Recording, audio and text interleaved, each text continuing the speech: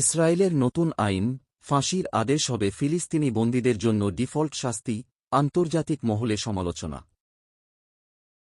These people are protesting outside Downing Street in London against Israel's new death penalty bill for Palestinians.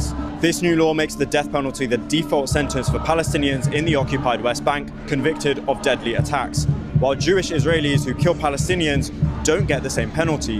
The move has been internationally condemned. Anybody who has been stupid enough to deny that it is an apartheid state, please see here is the absolute proof. A law that only applies to Palestinians. A law of death that only applies to Palestinians.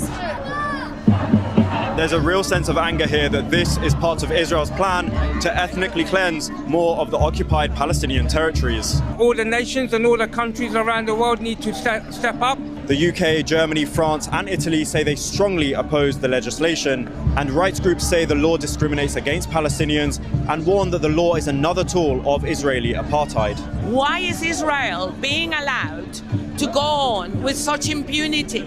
Why is Israel being allowed to be the exceptional case where the humanitarian law and international law does not apply?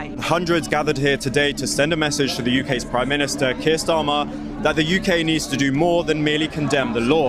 They say a failure to act could see the killing of hundreds of Palestinians. Ramallah, Jerusalem, ফিলিস্তিনের অধিকৃত পশ্চিম তীরে আটক বন্দীদের পরিবারগুলোতে আতঙ্ক ছড়িয়ে পড়েছে।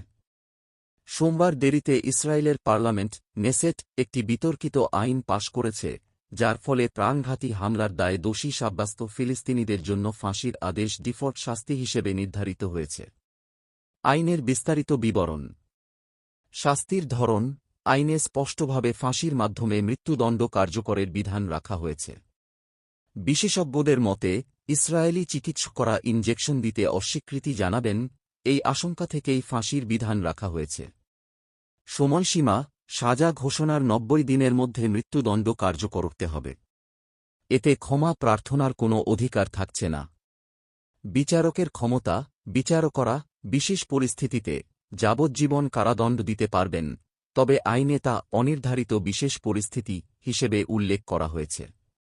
ফিলিস্তিনিদের আশঙ্কা। বজ্রপাতের মতো খবর। রামাল্লায় ফিলিস্তিনি বন্দীদের পরিবারের সদস্যরা বিক্ষোভ সমাবেশ করেছে। তারা আইনটি প্রত্যাহারের দাবি জানিয়েছে।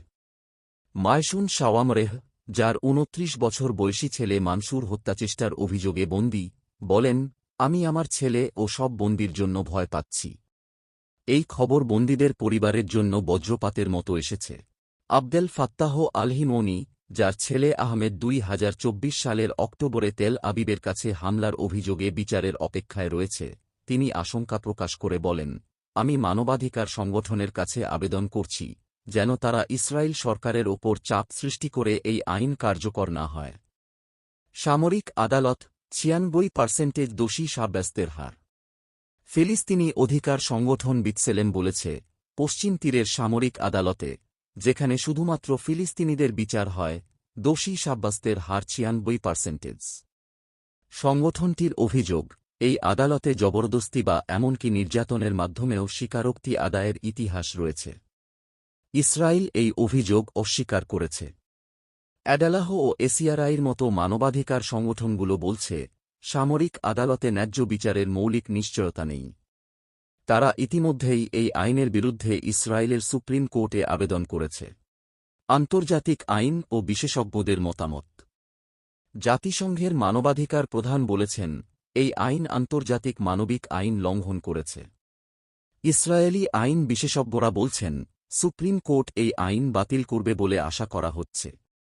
কারণ 1949 সালের জেনেভা চতুর্থ কনভেনশন অনুযায়ী সাজা ও ফাঁসির মধ্যে কমপক্ষে 6 মাসের ব্যবধান থাকতে হবে এবং দণ্ডপ্রাপ্ত ব্যক্তির ক্ষমা প্রার্থনার অধিকার কেড়ে নেওয়া যাবে না।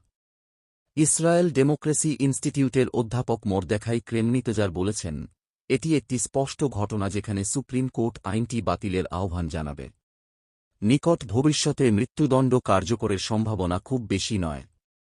ইসরায়েলি বস্তি স্থাপনাকারীদের বিরুদ্ধে আইনের বৈপরীত্য। মানবাধিকার সংগঠনগুলো বলছে, এই আইন শুধুমাত্র ফিলিস্তিনিদের ক্ষেত্রে প্রযোজ্য হবে। ইসরায়েলের বেসামরিক আদালতেও যদি কেউ ইসরায়েলের অস্তিত্ব অস্বীকার করে এমন হত্যাকাণ্ড ঘটায় তবে তার জন্য মৃত্যুদণ্ডের বিধান থাকলেও এটি ইহুদি ইসরায়েলিদের ক্ষেত্রে প্রযোজ্য হবে না বলেই মন্তব্য করছেন আইনজীবীরা। ইয়েসদিন সংস্থার তথ্য অনুযায়ী ফিলিস্তিনিদের হত্যার দায়ে ইসরায়েলি বস্তি স্থাপনাকারীর বিরুদ্ধে সর্বশেষ অভিযোগ ছিল 2018 সালে। কোন কোন ক্ষেত্রে প্রযোজ্য হবে? পূর্ববর্তী অপরাধে প্রযোজ্য নয়, আইনটি ভবিষ্যতের অপরাধের ক্ষেত্রে প্রযোজ্য হবে, তাই 7 অক্টোবর 2023-এর হামলাকারীদের ক্ষেত্রে এটি প্রযোজ্য হবে না। ফিলিস্তিনি কর্তৃপক্ষের তথ্য। ফিলিস্তিনি বন্দিমন্ত্রী রায়েদ আবু আল হুমুস জানিয়েছেন, বর্তমানে 45 থেকে 47 জন ফিলিস্তিনি বন্দী হত্যার অভিযোগে সাজা অপেক্ষমান রয়েছেন। আইন কার্যকর হলে তাদের মৃত্যুদণ্ডের মুখে পড়তে হবে। পটভূমি: জাতীয় নিরাপত্তামন্ত্রী ইতামার বেনগভিরের ইহুদি পাওয়ার পার্টির 2022 সালের নির্বাচনী প্রতিশ্রুতি পূরণেই এই আইন পাশ হয়েছে। তাদের যুক্তি, মৃত্যুদণ্ড ফিলিস্তিনিদের ইসরায়েলিদের ওপর হামলা বা অপহরণের ঘটনা প্রতিরোধ করবে। তবে অ্যামনেস্টি ইন্টারন্যাশনাল বলছে, মৃত্যুদণ্ড অপরাধ কমানোর ক্ষেত্রে যাবজ্জীবন কারাদণ্ডের চেয়ে বেশি কার্যকর এমন কোনো প্রমাণ নেই। সূত্র: রয়টার্স, 31 মার্চ 2026।